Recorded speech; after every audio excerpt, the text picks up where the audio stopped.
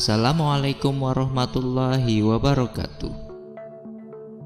Kedekatan para sahabat kepada Nabiullah Muhammad SAW membawa peranan yang sangat penting terhadap nasib perkembangan Islam dan umat Islam itu sendiri. Keberhasilan Nabi Muhammad SAW sebagai pemimpin umat Islam begitu terasa bukti nyatanya dengan lahirnya sosok-sosok berpengaruh seperti Abu Bakar As-Siddiq, Umar bin Khattab, Utsman bin Affan, dan tentunya Ali bin Abi Thalib. Yang kelak setelah Nabi Muhammad SAW wafat, beliau-beliau inilah yang dipersiapkan untuk mengemban tugas mulia sebagai Khulafaur Rasyidin, seorang pengganti, penerus, dan pewaris ilmu yang diajarkan Rasulullah kepada kaumnya yang kala itu masih terbatas jumlahnya. Dedikasinya di dalam dunia Islam tidak perlu diragukan lagi. Pengabdian dan perjuangannya membela agama Allah dan Rasulnya itu tidak ada yang mampu menandinginya bahkan hingga sampai saat ini. Masing-masing dari keempat manusia pilihan itu mempunyai ciri khas dan keunggulan tersendiri di dalam memimpin umat, dalam beribadah, dan dalam hal memajukan perkembangan Islam kala itu.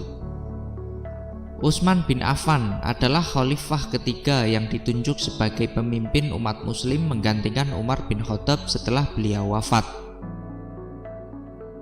Sahabat yang bergelar Dzun Nurain, yang berarti pemilik dua cahaya ini, memiliki kedudukan yang sangat mulia di sisi baginda Nabi Muhammad SAW.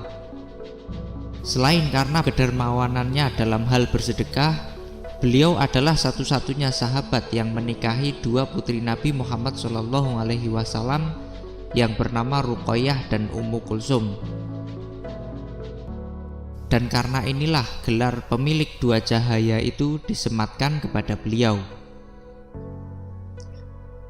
Bahkan Allah sendirilah yang menikahkan beliau dengan Ummu Kulsum setelah Ruqayyah wafat, sesaat setelah perang Badar berlangsung. Seperti dijelaskan dalam sabda Nabi Muhammad SAW yang berbunyi, dari Abu Hurairah berkata, Nabi SAW bertemu Utsman di depan pintu masjid. Kemudian beliau bersabda, "Wahai Utsman, ini adalah Jibril. Dia mengabarkan kepadaku bahwa Allah telah menikahkanmu dengan Ummu Kulsum dengan mahar seperti yang diberikan kepada Ruqayyah dan sebagaimana kamu hidup bersamanya."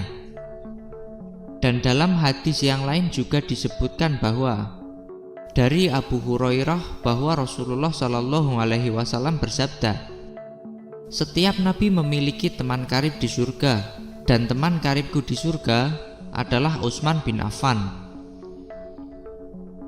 Hadis ini secara tegas menjelaskan bahwa kedekatan antara Nabiullah Muhammad SAW dengan Sayyidina Utsman bin Affan tidak hanya sebatas persahabatan di dunia, melainkan hingga persahabatan di surga.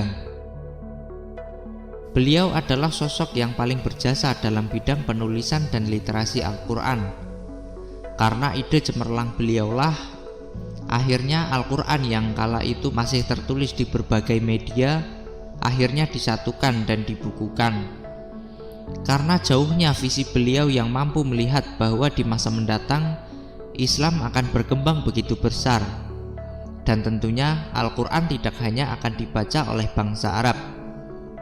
Sehingga untuk menjaga keautentikan dan kemurnian Al-Quran, beliau menyatukan dan menyusun Al-Quran menjadi satu mushaf seperti apa yang kita lihat sekarang, dan menghancurkan semua mushaf yang disusun selain dari susunan beliau, sehingga mushaf yang biasa kita baca saat ini bisa disebut juga sebagai mushaf Utsmani. Dalam hal bersedekah, beliau tidak pernah perhitungan untuk menghabiskan harta bendanya digunakan di jalan Allah, untuk berjihad dan untuk kemajuan agama Islam seutuhnya. Bahkan jika dihadapkan dengan pilihan untuk memberikan harta bendanya kepada keluarganya atau untuk berjihad di jalan Allah, beliau tanpa ragu akan memberikan semua harta yang beliau miliki untuk berjihad. Keutamaan lain yang dimiliki oleh Sayyidina Utsman adalah setiap malam sebelum tidur, beliau selalu menutup segala aktivitasnya dengan melakukan sholat witir terlebih dahulu. Namun ada yang unik dari jumlah rakaat yang Sayyidina Utsman pilih ketika melakukan sholat witir di setiap malamnya.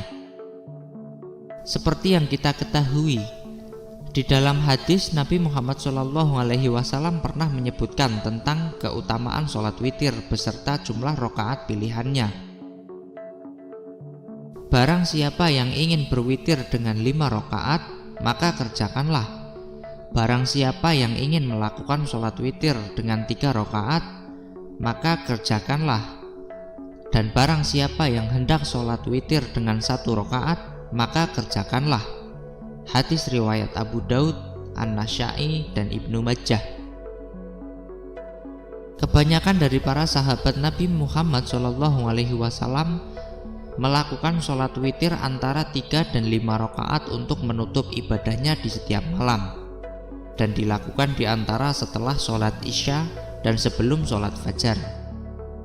Sayyidina Utsman bin Affan justru memilih untuk melakukan sholat witir berjumlah 1 rakaat saja. Tetapi di dalam 1 rakaat itu, beliau menghatamkan keseluruhan Al-Quran mulai dari surat Al-Fatihah, dilanjut dengan surat Al-Baqarah, dan seterusnya hingga terakhir surat An-Nas sebagai penutupnya. 30 juz beliau baca dalam 1 rakaat saja, dan itu beliau lakukan setiap malam yang beliau lalui selama hidup di dunia. Subhanallah, bentuk dari sebuah totalitas dalam urusan beragama, suatu hal yang sangat luar biasa yang tidak mungkin manusia di zaman ini bisa melakukannya.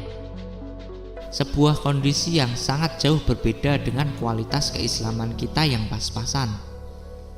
Semoga kita semua dapat mengikuti jejak dari para sahabat Nabi yang mulia ini, atau setidaknya jangan pernah berhenti untuk berusaha selalu memperbaiki kualitas ibadah dan kesungguhan kita dalam beragama Islam.